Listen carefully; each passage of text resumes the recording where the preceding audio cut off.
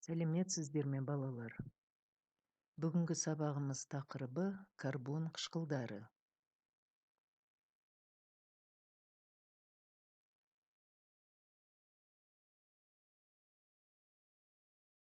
Сабағымыз мақсаты карбон қышқылдарының құрамын білу және сірке қышқылының химиялық қасиеттері мен қолданылуын сипаттай алу.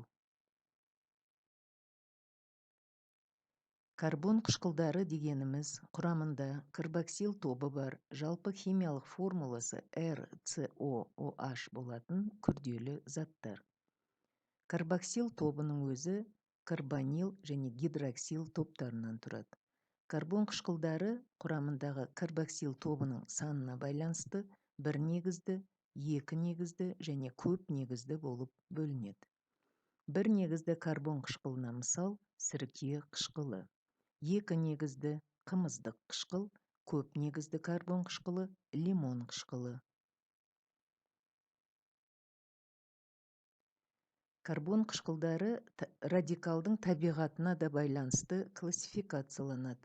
Мысалы, пропион қышқылы бұл карбон қышқылының қаныққан қышқылы. Акрил қышқылы карбон қышқылының қанықпаған түрі. Ароматты қышқылдарға бензой қышқылы жатады.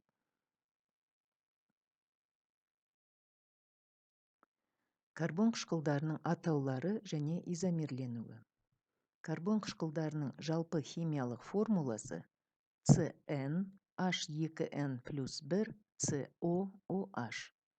Бұларды құрамындағы бір сутек атомы карбоксил тобына алмасқан алкандардың туындысы ретінде қарастыруға болады. Карбон қышқылдары көбіне тривиальды атаумен атайды. Бұл атау карбон қышқылының алғашқы пайда болуымен байланысты. Мысалы, құмырсқа қышқылы құмырсқадан, сірке қышқылы сірке судан, май қышқылы майдан алынған. Төмендегі формулалар бұл карбон қышқылдарының изомерленуі. 2 метил пропан қышқылы. Екінші көміртегі атомында метил радикалы орналасқан. Келесі формулада 2,2 диметил пропан қышқылы. Мұнда екінші көміртегі атомында 2 метил радикалы орналасқан.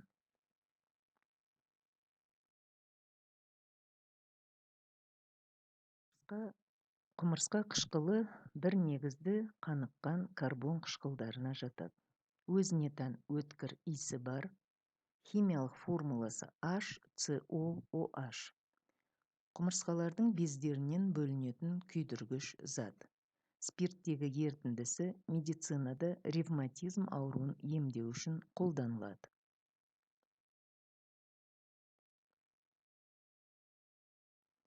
Қышқылдардың табиғатта таралуы. Араның уында, құмырсқада, қалақайда, қылқан жапырақтарында.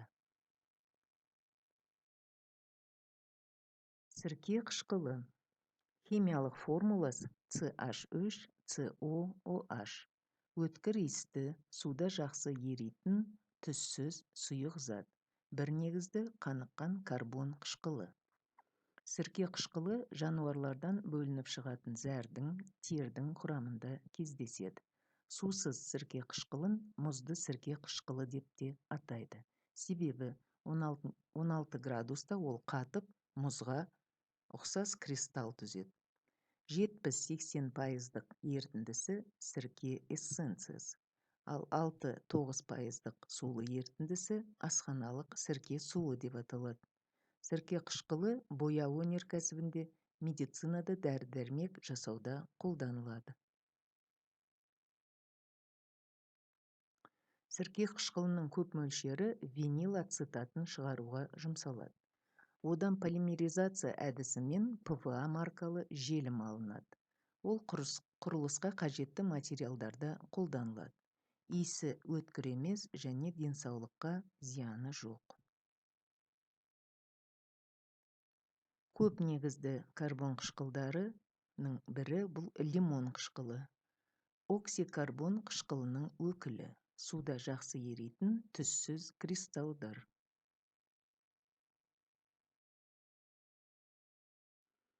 Қышқылдардың шарөзекті модельдері.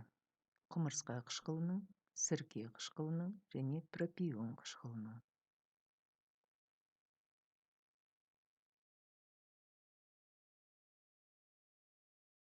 Карбон қышқылдарының химиялық қасиеттері. Карбон қышқылдары металдармен, олардың оксидтерімен және де гидроксидтеріменен әрекеттесіп, металдардың тұздарын түзеді. Мысалы, сірке қышқылы магний металымен әрекеттесіп, магний ацетатын түзеді. Реакция нәтижесінде сутегі бөлініп шығады.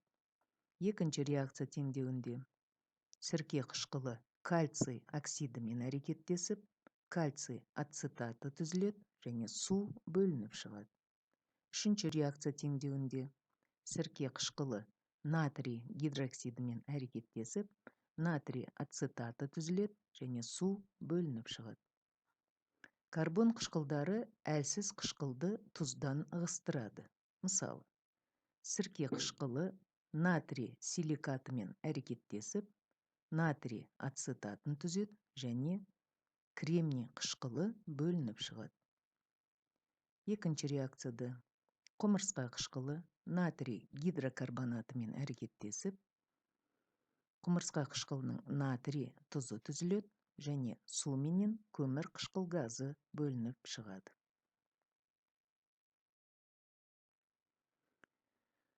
Бүгінгі сабағымыздың бекіту тапсырмасын орындаңыздар. Химиялық реакция теңдеулері арқылы бейорганикалық қышқыл мен органикалық қышқылдың қасиеттерін салыстырыңыздар. Бірінші, сулы ерітінді диссоциациялануы. Екінші, белсенді металмен әрекеттесуі. Үшінші, металл оксидімен әрекеттесуі. Төртінші, өздерінен әлсіз және ұшқыш қышқыл тұздарымен әрекеттесуін көрсетіп, реакция теңдеулерін құрыңыздар.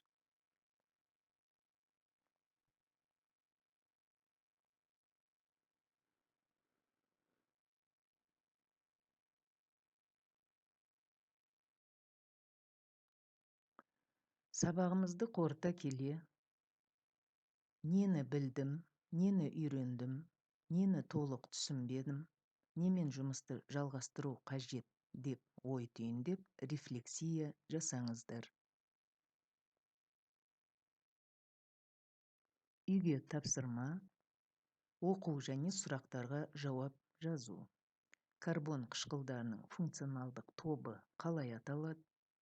Құмырсқа және сірке қышқылының формуласы, қолданылуы, сірке қышқылының химиялық қасиеттері және төртінші тапсырмада сәйкесін табасыңдар. Сабағымыз осыменен аяқталды. Қош, сау болыңыздар.